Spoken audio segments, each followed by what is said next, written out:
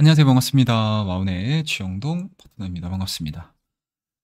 한 주를 잠깐 정리를 좀 해보도록 하겠습니다. 양시장 주간 기준으로 코스피가 4.9% 하락 마무리가 됐고요. 코스닥은 어마어마하게 많이 빠졌습니다. 8% 하락으로 마무리가 됐습니다. 2022년도 이후에 최대 하락률을 보여준 상황들이기 때문에 시장에 참여하고 있는 모든 사람들이 좀 쉽지 않은 한 주를 보내지 않으셨을까라는 생각이 좀 들고요. 양시장에 신저가 종목이 상당히 많이 나왔어요.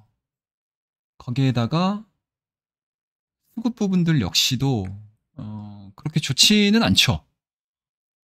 주간 기준으로 개인들이 3조 원 정도 순매수를 좀 한 상황들이고, 기관들 같은 경우도 마이너스 1조 2천억 가량을 매도를 한 상황들입니다. 특히 이제 외국인들 같은 경우는 1조 9천억 가깝게 순매도를 한 상황들이기 때문에, 사실 시장으로만 놓고 보게 되면 상당히 좀 쉽지 않은 그러한 모습들을 좀 보여줄 수밖에 없는 그러한 상황들이 연출이 되고 있다라고 볼 수가 있을 것 같습니다.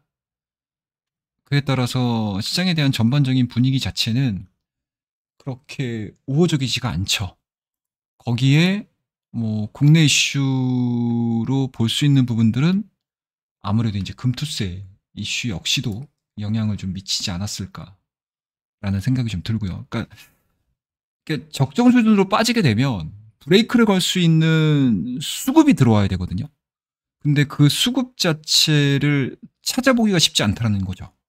거기에다가 수급을 일으킬 만한 국내의 브레이크 요인들을 못 찾는 거죠. 금투세로 인해서. 그와 더불어서 월요일날 같은 경우는 낙폭과대 종목이라고 할 수 있었던 2차전지가 일단은 급반등하면서 시장에서 브레이크 역할을 해주나 싶었지만, 확실히 이러한 부분들이 그 다음날 있었던 제조업 PMI죠. 수요일날 발표됐던 걸로 알고 있는데, 일단은 5개월 연속 위축 국면에 들어섰고 예상치도 하회하는 그러한 모습들을 보여줬기 때문에, 경기 민감주들의 하락과 더불어서 연속적인 상승 흐름들을 찾는, 그러니까 연속적인 상승 흐름들을 보여주는 섹터를 찾는 게 생각보다 좀 쉽지 않았다라고 볼 수가 있을 것 같습니다. 그다음에 금요일날 같은 경우는 미국의 브로드컴의 실적 발표가 있었는데, 실적은 나쁘지는 않았어요. 실적은 나쁘진 않았는데 가이던스를 하향했다라는 소식들이 전해지면서 시간에서 거의 6%대 급락을 했었고요. 이러한 부분들이 국내 반도체 업종에 영향을 미치다 보니까 투심 자체도 상당히 좀 위축되는 그런 모습들이었고, 특히 금요일날 같은 경우는 이제 비농업 고용 지표를 대기를 해야 되는 상황들이었기 때문에 국내 지수 같은 경우는 상당히 좀 리스키하게 끝났다. 큰 폭의 하락으로 좀 끝났다라고 볼 수가 있을 것 같습니다. 자, 그러면 여기서 다우가 됐든 나스닥이 됐든 S&P 500이 됐든, 그리고 설령 지표가 좀 빠진다 하더라도, 지수 자체가 좀 빠진다 하더라도 시장을 이끌 수 있을 만한 대표 종목군들의 반등이 나와주게 되면 사실은 국내 지수는 좀 숨통을 좀 틔울 수 있었던 상황들이었는데, 미증시 역시도 그러지 못했다라는 거죠. 일단은 미국의 지표도 별로 좋지는 않았습니다. 이게 지금 주식 히트맵을 좀 볼 텐데, 일단은 임금 상승이 좀 진행이 됐고요. 그리고 실업률 둔화도 좀 긍정적이었습니다. 그런데 시장의 심리 자체가 그렇게 좋지 못하다 보니까 오히려 비농업 증가폭의 둔화를 시장에서는 좀 크게 받아들인 것 같아요. 그에 따라서 빅테크를 중심으로 한 모든 대다수의 종목군들이 마이너스로 좀 마무리가 됐습니다. 그래서 미 노동부 자료들을 좀 보시게 되면 8월 비농업 일자리가 전월 대비해서 14만 2천 개가 좀 늘었습니다. 이 지표가, 그러니까 이 숫자가 다우존스가 집계를 한 전망치가 16만 개거든요. 그리고 지난 12개월간 평균 증가폭이 20만 개 정도기 때문에 요 수치들 대비해서 현저히 좀 낮아졌다라는 거고요. 그리고 6월 달하고 7월 달로 이어지는 일자리 증가폭도 좀 수정이 된 부분들이 지수를 끌어내리는데, 그리고 주가를 끌어내리는데 좀 한몫하지 않았나라는 생각을 가지고 있습니다. 일단은 6월 비농업 일자리 증가폭이 17만 개에서 11만 8천 개로, 그리고 7월 달 같은 경우는 11만 4천 개에서 8만 9천 개로 하향 조정이 됐습니다. 두 달간 수정된 감소폭이 이제 8만 6천 개에 달했다라는 소식들이 좀 전해지기 시작을 하면서 미증시 역시도 금요일 날 빠르게 하락을 하는 그런 모습들을 좀 보여줬고요. 이와 맞춰가지고 연준의 2인자죠.